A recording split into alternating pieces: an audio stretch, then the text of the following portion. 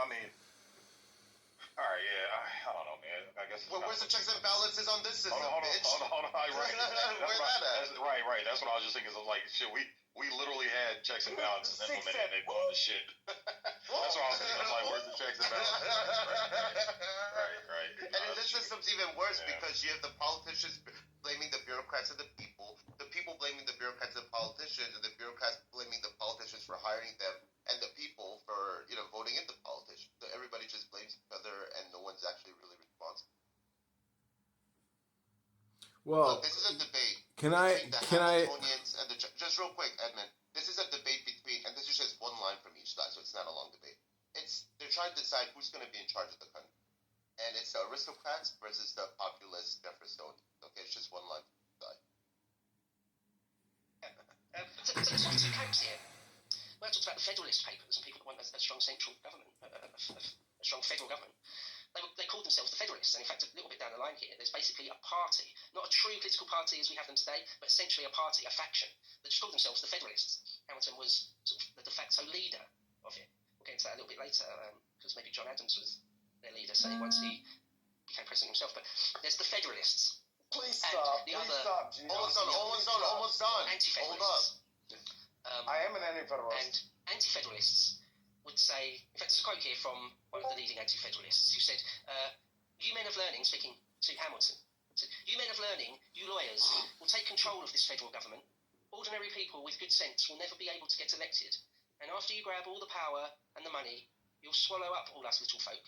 It will be a government run by and for a tyrannical aristocracy. It's not me. Oh God, it sounds like the glimmer of QAnon is already alive and well. Okay, now this is hold up. Funded. Quote, and whom would you have representing us in government? Not the rich, not the wise, not the learned. Would you go to some ditch by the highway and pick up the thieves, the poor, and the lame to lead us? You got 10 yes, we need an seconds. aristocracy to be running our government. An aristocracy of intelligence, of integrity and experience. So That's it. 4. So I just wanted to play both sides of the argument 3. in Congress in the first constitutional debate. So, you won't even let you listen. No, dude. That's part of the problem. All right. You're incapable of listening to the very Right, that's last what I was problem gonna say. That's that the problem, man. We got motherfuckers with attention span of gnats, and this is a problem. Exactly. Dude, no, I've literally heard you play that 500 times from Sunday. Yeah, You're talking about they were best friends and they were split up. Dude, and then but that's not the problem. Hold up. What are you talking about? What are you talking about? What part of that do I want to talk about them being best friends or something, bro? I'm not talking about that. I'm talking about the same thing you're talking about. That was at the source of our one is big government, one small government. Yeah. It's not just small government versus the big government. Actually, it's will the people rule us at the federal level or not, right? Or will the rich rule us at the federal level? I would ask the room to let Edmund talk because he's over there steaming like a hot pot. I would just. Good job evading. Okay, then I'll just defer to Doc. Go ahead, Doc. You can deal with Gio. Go ahead. No, I wasn't talking to you. I was talking to Doc. He's evading the point. But go ahead. Yeah, go ahead. No, I'd rather hear Doc answer your question.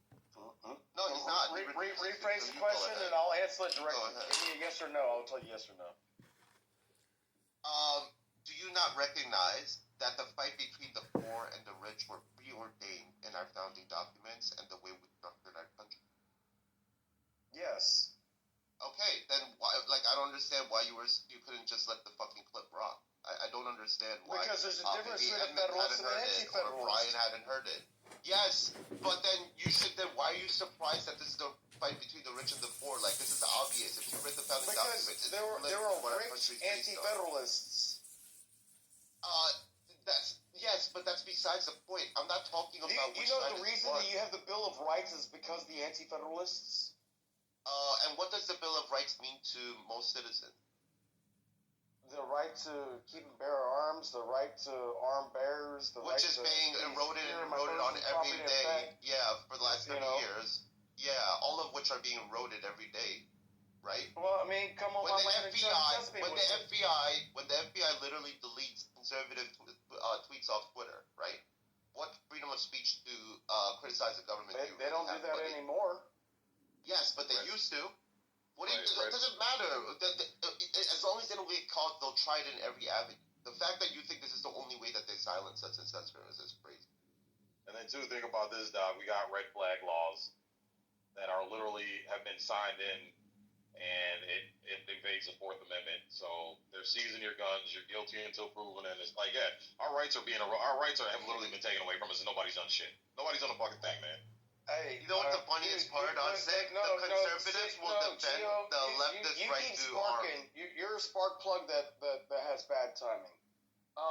Like, dude, like when you're talking about red flag laws, you know, I'm a man that got put into fucking coma over red flag law for 2 fucking weeks on a ketamine after having been killed with a heart attack by a chemical that was, you know, I was allergic to stop my heart. And I had a do not resuscitate bracelet on my arm. And because the doctor knew he fucked up, he resuscitated me because he would rather deal with me suing him for coming against my DNR. Don't tell me about red flag laws, bro. What does that have to do with a red flag law? Yeah, what does that because it was literally the red flag law that gave the police the ability to do that to me. What? What do you... Wait, so you're literally giving up your liberty for security, and then you call yourself a libertarian? No, I didn't give it up. Christ. No, what it was, yeah, I was living in a house where I was renting it from a couple, and the husband kicked the wife out of the house of where they were living, and she wanted the house I was living in. So on my 44th birthday, she called the police and told them that I was going to kill myself. I went and got the license plate sticker for my license plate that day. I went and got my hair cut. I went and got me my favorite, you know, meal to eat, which is shrimp and grits. I mean, I love me some shrimp and grits. And I had a Bud Light, and I went home, woke up from a nap. It was like 6 o'clock in the afternoon in July 2nd, I'm on my second beer, and I fucking got 3 cops walking into my privacy fenced backyard, and they're telling me that I don't have the right of my personhood because this bitch said that I was going to hurt myself. So now they have more personhood over my personhood. That's fucking red flag laws, son. Yeah, and that's what we're saying. It's a problem. And the fact that they've actually been signed into law, so the point Gio made is that our rights have been taken away numerous fucking times, and no one's done shit about it. And actually, that was a Trump executive order. It doesn't matter who does it. It doesn't matter who does it. It's a government, regardless, dude. Right. The point is that especially with conservatives, we scream about freedom, liberty, rights, and motherfucker, you got your shit being taken right out from in front of you. You ain't doing shit about it. You ain't doing haven't done shit. Right? Where are all these rednecks who are like, oh, I'll die for my freedoms? Where they at? Exactly. Oh, it's suddenly all quieter than a fucking church mouse in here. Look, there's a guy named I listen to named just real quick, Doc. Let me just make a point, Doc. Let me make a point. You asked a question. No. I want to answer your question. Don't go on a diatribe here, my guy. No, I mean, you asked the question. I'm going to answer the question. You just did yourself. No, you asked the question. I'm going to answer the question. Where are the rednecks at, right? I mean, like, if I know that, like, you know, Gio, you really fucking, like, you know, you hurt me. And I know that I can't kill you because everybody, if you died, would look at me. But I would find, like, the most obscure person that I know that you love, and I'll just go kill that person. And then you could deal with it as you will. What are you talking about, Doc? What the fuck are you doing? What are you talking about? What does that have to do with the federal government, dude? I have no idea what you're talking about. Look, Sig, I was listening to this guy, Arm McIntyre. He's like a more far-right political pundit than the average conservative. And he made a video about like, the 2A, that fucking, like, man.